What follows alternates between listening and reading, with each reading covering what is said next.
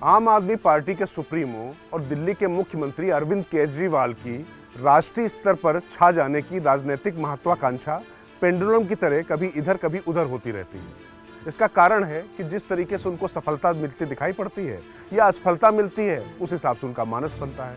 तो सूरत के निकाय चुनाव में जो आम आदमी पार्टी को थोड़ी सफलता मिली, उसके बाद उनकी राजनीतिक महत्वाकांक्षाएं राष्ट्रीय फलक पर छा जाने की फिर से हिलोरे मारने लग गई हैं। इसीलिए उन्होंने उत्तर प्रदेश में तो दिल्ली के फार्मूले पर आगे बढ़ने की तैयारी कर ली है, लेकिन पहाड़ी राज्य उत्तराखंड में वो जो करने जा रहे हैं वो बीजेपी की ही रणनीति से बीजेपी को पस्त करने की तैयारी है।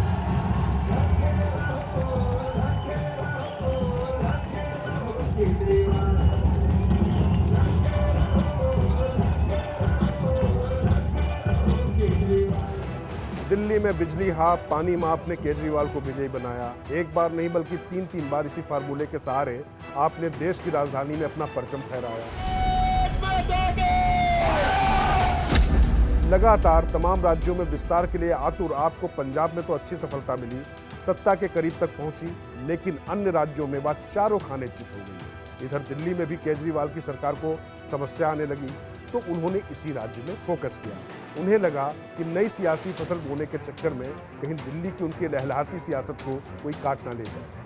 कुछ दिन शांत धारण करने के बाद अब आम आदमी पार्टी ने फिर से पैर पसारने की योजना को अमली जामा पहनाना शुरू किया है।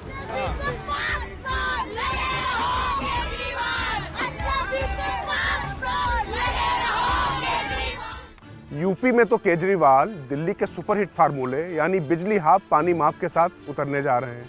संजय सिंह पूरा जोर लगाए हुए हैं और संजय सिंह तमाम उन ब्यूरोक्रेट्स के भी संपर्क में हैं जो दमित इच्छाओं की पूर्ति के लिए कोई अवलंब चाहते हैं, तो वो झाड़ू पर सवार हो सकते हैं।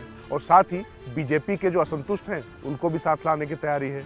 और केजरीवाल इस दावे के साथ उतरेंगे कि देखिए दिल्ली में सब कुछ ठीक कर दिया, बेरोजगारी भी ठीक हो गई है और जो भी दिल्ली सरकार के हाथ में था वो सब दुरुस्त कर दिया गया है। उसी तरीके से उत्तर प्रदेश में भी सब कुछ ठीक कर देने के वादे के साथ में आम आदमी पार्टी मैदान में उतरने जा रही है।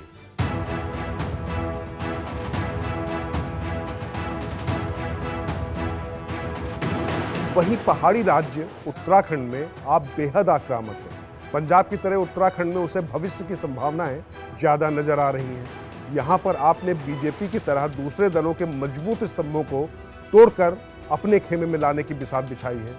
जिस तरह से पश्चिम बंगाल में तृणमूल के बड़े दिग्गजों को पार्टी में शामिल करा पूरी फिजा बदल दी बीजेपी ने, वैसा ही कुछ आप भी उत्तराखंड में करना चाहती है। जय श्री राम, जय श्री राम, जय श्री राम।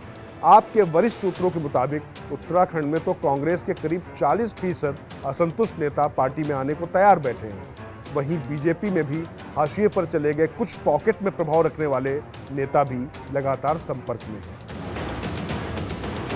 केजरीवाल ने उत्तराखंड में इन सभी असंतुष्टों की भूमिका तय कर ली है, चाहे वो संगठन को लेकर हो या फिर उनको टिकट देने को लेकर।